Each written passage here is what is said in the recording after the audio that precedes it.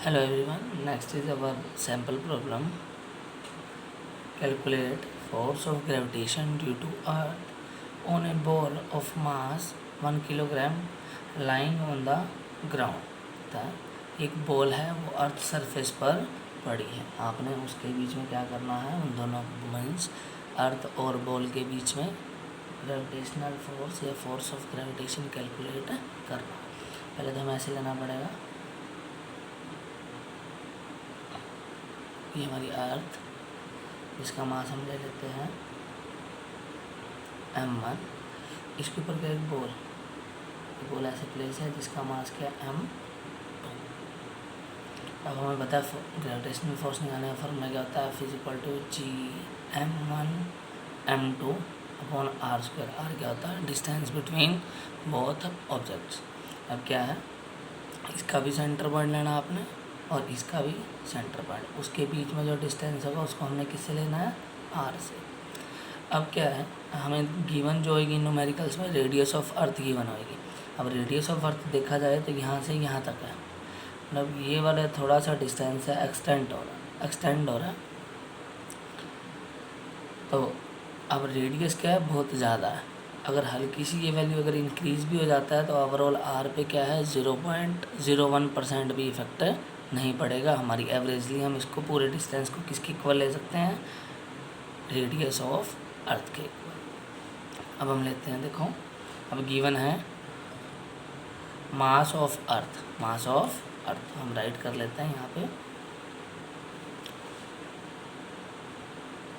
Mass of earth को हमने लिया था m1 से, और मास ऑफ अर्थ गिवन है 6 × 10⁻24 किलोग्राम। नेक्स्ट गिवन है रेडियस ऑफ अर्थ।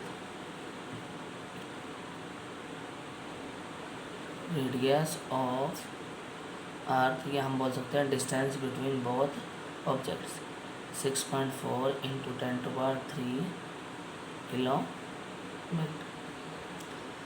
और बॉल का मास कितना गिवन है, 1 किलोग्राम। तो मास ऑफ बॉल, इसको हम ले लेते हैं m2 से 1 किलोग्राम। अब ये देखो ऐसा यूनिट, अब ये क्या है, रेडियस ऑफ अर्थ, या हम बोलते हैं distance between both objects. Distance की ऐसा यूनिट क्या होती है, मीटर, लेकिन यहाँ किस में दिया हुआ है, किलोमीटर में।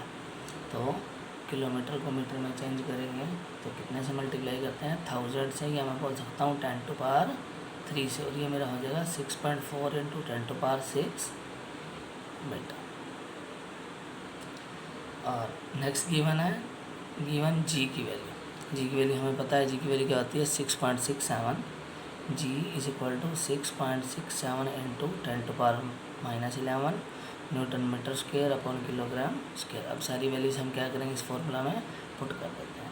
F = G कितना था, 6.67 × 10⁻11 मल्टीप्लाई m1 कितना था, 6 × 10⁻24, और m2 कितना था, 1 डिवाइड बाय r की वैल्यू 6.4 × 10⁻6 इसका स्क्वायर। नेक्स्ट F = देखो क्या मैं इसको ऐसे लिख सकता हूँ, 6.67 इंटू मल्टीप्लाई बाय 6। अभी देखो 10⁻11 और 10⁻24। अभी देखो 10⁻11 इसको हम मल्टीप्लाई करेंगे 10⁻24 से। बेस क्या है, सेम पावर्स क्या हो जाएंगी, ऐड तो हमारा बन जाएगा 10⁻11 प्लस 24, तो आ जाएगा 10⁻13। तो 10⁻13 और 1 को किसी भी टर्म से मल्टीप्लाई करेंगे सेम आंसर आता है, डिवाइड बाय। अब ये देखो इसका स्क्वायर है, इसको मैं 2 टाइम्स लिख सकता हूँ, 6.4 × 10⁻6 मल्टीप्लाई बाय 6.4 × 10⁻6। अब ये 10⁻6 आपस में मल्टीप्लाई होंगे, क्या बन जाएगा, 10⁻12। और नीचे अगर 10⁻12 है तो हम इसको ऊपर मल्टीप्लाई में लेके जा सकते हैं, पावर क्या आ जाएगी, -12। तो F = 6.67 × 6 मल्टीप्लाई बाय 10⁻13 पहले से था हमारे पास, और इन दोनों को सोल्व करेंगे, क्या बनेगा, 10⁻12। इसको ऊपर मल्टीप्लाई में लेके जाएंगे, क्या बनेगा, 10⁻−12, और नीचे आ जाएगा 6.4 × 6.4। ये मेरा आ जाएगा F = 6.67 × 6 multiply by 10 divide by 6.4 into 6.4।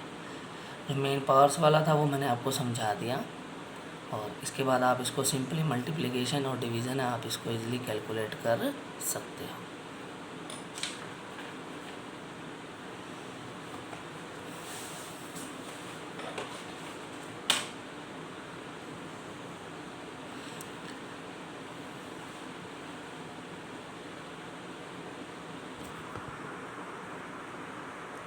ऐसे ही सेम है नेक्स्ट सैम्पल प्रॉब्लम।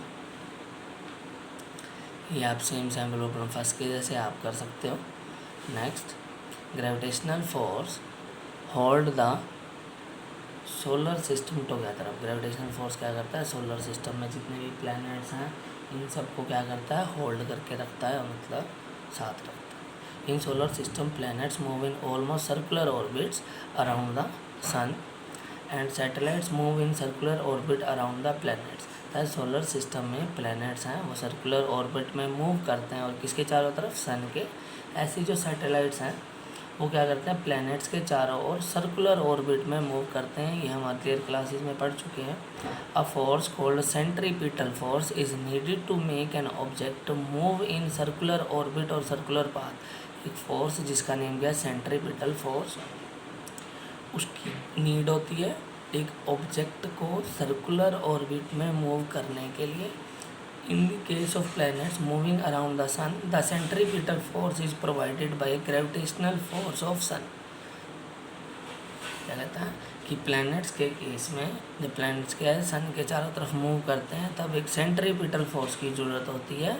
और सेंट्रीपिटल फोर्स कौन प्रोवाइड करवाता है, ग्रेविटेशनल फोर्स अप्लाइड करवाता है। And in the case of satellites moving around the planets, the centripetal force is provided by gravitational force of planets। और इसी तरह से सैटेलाइट्स जब प्लैनेट्स के चारों तरफ मूव करते हैं तो उस टाइम पे सेंट्रीपिटल फोर्स कौन प्रोवाइड करवाता है, उस प्लैनेट का ग्रेविटेशनल फोर्स। अब सेंट्रीपिटल फोर्स देख लेते हैं क्या होता है। कोई भी ऑब्जेक्ट क्या है, सर्कुलर मोशन में जब मूव करता है, या हम क्या करते हैं, एक थ्रेड ले लेते हैं। मैंने एक थ्रेड ले लिया, इसके वन एंड पे मैंने कोई भी स्टोन या बॉल टाई कर दी। इस एंड से हम इसको हैंड में पिक करेंगे, उसके बाद हम इसको घुमाएंगे ऐसे गोल गोल। उसके बाद क्या होगा, ये ऐसे इस सर्कुलर मोशन में मूव कर रहा है ऐसे। इस सेंटर से जो बाहर की तरफ फोर्स लगता है उसको बोलते हैं सेंट्रीफ्यूगल फोर्स। ये आपने केमिस्ट्री के सेकंड चैप्टर में पढ़ा था, एक्टिविटी में, सेपरेटिंग टेक्निक्स में या एक्टिविटी में।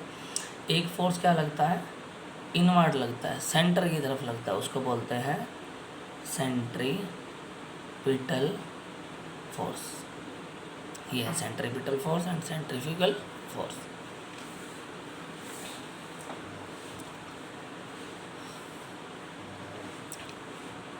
मेन हम इसमें पढ़ लेते हैं। It is a gravitational force between the sun and earth which keeps the earth in uniform circular motion around the sun. Gravitational force की वजह से ही, और वो ग्रेविटेशनल फोर्स किसके बीच में होता है, सन और अर्थ के बीच में, उसकी वजह से ही अर्थ क्या करती है, यूनिफॉर्म सर्कुलर मोशन में मूव करती है। और किसके चारों ओर, सन के चारों ओर। Next is the tides in the sea found by rising and falling of water level in the sea are due to gravitational force of attraction which the moon and sun exert on the water surface in the sea। आपने SST में भी पढ़ा हुआ tides, और tides में क्या होता है, वाटर लेवल राइज करता है, फिर वाटर लेवल एकदम से डाउन आ जाता है। तो ये कहता है जो सी के अंदर टाइड्स बनते हैं, जिससे क्या है, राइजिंग और फॉलिंग, मतलब एक बार वाटर लेवल ऊपर चला जाता है, पानी ऊपर की तरफ, फिर वापस से नीचे आ जाता है। वो भी किसकी वजह से होता है, ग्रेविटेशनल फोर्स ऑफ अट्रैक्शन की वजह से। और वो ग्रेविटेशनल फोर्स ऑफ अट्रैक्शन कौन अप्लाई करता है, मून और सन दोनों मिलकर अप्लाई करते हैं। किस पर, वाटर सरफेस पर। और वाटर सरफेस किसका, वाटर सरफेस, सी में जो पानी है, सी में जो वाटर है उसके सरफेस पर। इसकी वजह से वाटर का जो लेवल है एक बार हाई हो जाता है और बाद में फिर कहाँ जाता है, डाउन आ जाता है।